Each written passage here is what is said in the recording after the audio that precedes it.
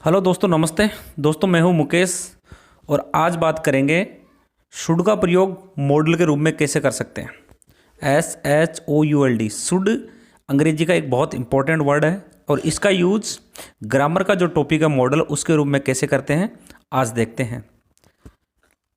Number 1 पर should का use करते हैं ओब्लाइजेशन और लॉजिकल नेसेसिटी, जहाँ पे बाध्यता हो या तर्कसंगत आवश्यकता हो।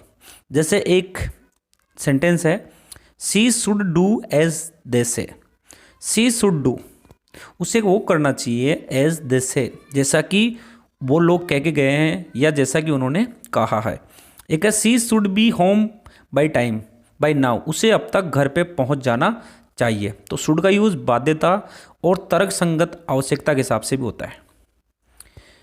नंबर 2, सजेशन और एडवाइस। अगर आप किसी को सजेशन दे रहे हो, सलाह दे रहे हो या परामर्श किसी को दे रहे हो तो वहाँ पे भी शुड का यूज़ होता है। एक सेंटेंस है यू शुड वर्क हार्ड। दूसरा सेंटेंस है the rich should help the poor. पहले सेंटेंस में कहा गया है कि यू शुड वर्क हार्ड, तुम्हें कठोर परिश्रम करना चाहिए। दूसरे सेंटेंस में कहा जा रहा है the rich should help the poor, धनवान व्यक्तियों को गरीब व्यक्तियों की मदद करनी चाहिए। तो यहाँ पे सलाह भी दी जा रही है और यहाँ पे दोनों सेंटेंस में परामर्श भी दिया जा रहा है। नंबर 3 पे अनलाइकली कंडीशन, कम संभावना वाली शर्त। एक ऐसी शर्त जिसकी पूरी होने की संभावनाएं बहुत कम है, या यूँ कहिए कि बहुत ही कम संभावना वाली शर्त। जैसे एक सेंटेंस है, should it rain today the winning will be pleasant.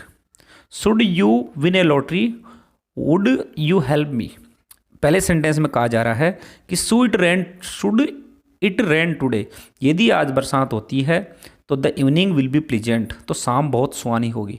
Should you win A lottery, यदि तुम एक लॉटरी जीतते हो तो वुड यू हेल्प मी, तो क्या तुम मेरी मदद करोगे। तो ये दोनों ही संभावनाएं अनलाइकल है।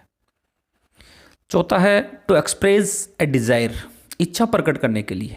अगर आप कोई इच्छा प्रकट करने जा रहे हो या आपकी कुछ काम करने की इच्छा है तो वहाँ पे भी आप शुड का यूज़ कर सकते हो। जैसे एक सेंटेंस है, I did not wish that you should leave me alone. दूसरा है, I didn't like that my son should join the army. पहले सेंटेंस में कहा जा रहा है कि आई डिडंट विश, मैंने ये उम्मीद नहीं की थी या मैं ये इच्छा नहीं रखता हूँ that you should leave me alone, कि तुम मुझे अकेला छोड़ो। और दूसरे सेंटेंस में कहा जा रहा है कि मैं नहीं चाहता कि मेरा बेटा आर्मी से जुड़े। तो दोनों में इच्छा हो रही है। 5वां सेंटेंस है टू एक्सप्रेस एन एक्सपेक्टेशन, आशा प्रकट करने के लिए, उम्मीद प्रकट करने के लिए भी शुड का यूज होता है। जैसे they should be here by moment any, they should be here any moment now. अब उनको किसी भी क्षण यहाँ आ जाना चाहिए या वो किसी भी क्षण यहाँ आ सकते हैं। तो अगर आप कोई होप, कोई एक्सपेक्टेशन रख रहे हो तो उसको एक्सप्रेस करने के लिए भी हम शुड का यूज़ इस तरह से कर सकते हैं कि they should be here any moment now, अब वो किसी भी क्षण यहाँ आ जाने चाहिए।